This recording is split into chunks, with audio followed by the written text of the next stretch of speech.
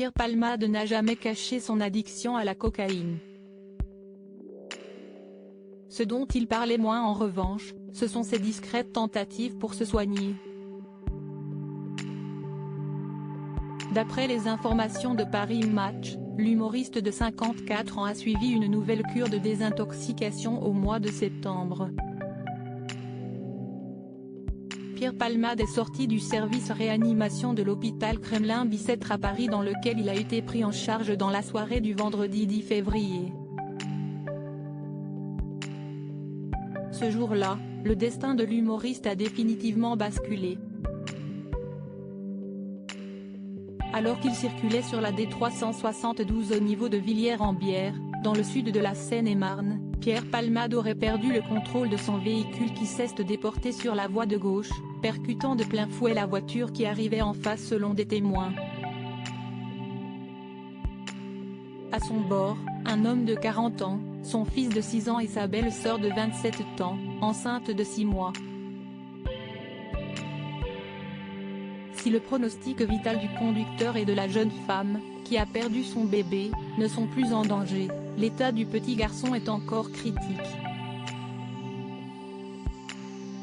Le cerveau serait touché, sa tête ayant violemment percuté la vitre au moment du choc, il était là sans être là. Il est branché aux machines et il est toujours dans un état super critique. On attend.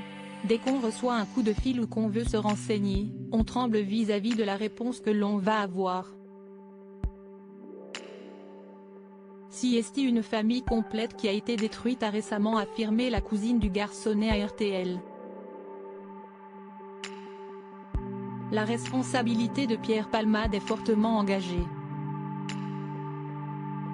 Si le test d'alcoolémie qui a été réalisé s'est révélé négatif, des traces de cocaïne, dont la prise était récente, ont été retrouvées. Une enquête a été ouverte pour homicide et blessures involontaires ayant entraîné une incapacité totale de travail supérieure à 3 mois, par conducteur sous l'emprise de produits stupéfiants. Cette addiction dont il ne s'est jamais caché, Pierre Palmade avait tenté à nouveau de s'en débarrasser. Comme le dévoile Paris Match, il avait même entamé une énième cure de désintoxication en septembre dernier en Tunisie, un protocole de 10 à 14 jours qu'il aurait finalement écourté avant de rentrer à Paris.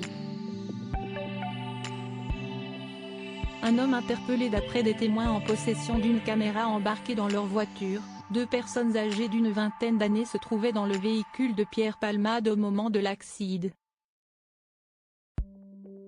Elles auraient pris la fuite, capuche sur la tête. Après un appel de la porte-parole du ministère de l'Intérieur, un SDF âgé de 47 ans s'est présenté comme l'un des passagers ayant pris la fuite. Ce dernier a été arrêté et placé en garde dans la Somme et BFM TV a finalement fait savoir que l'homme en question avait avoué avoir menti, après avoir fait un pari avec une connaissance. Une grande perte de temps pour les enquêteurs. En attendant de faire toute la lumière sur cette affaire, un autre événement a semé le trouble. La maison de Pierre Palmade, perquisitionnée à 2 reprises dans le cadre de l'enquête, a été visitée d'après Le Parisien. Plus précisément son studio attenant à sa propriété située à Célie-en-Bière. Pour l'heure, impossible de savoir si des objets ont été volés. Les enquêteurs attendent de pouvoir interroger Pierre Palmade afin d'être fixés sur de possibles vols. Ce sera alors au parquet de choisir si l'humoriste sera placé en garde à vue ou entendu en audition libre pour donner sa version des faits. Il encourt jusqu'à 10 ans de prison.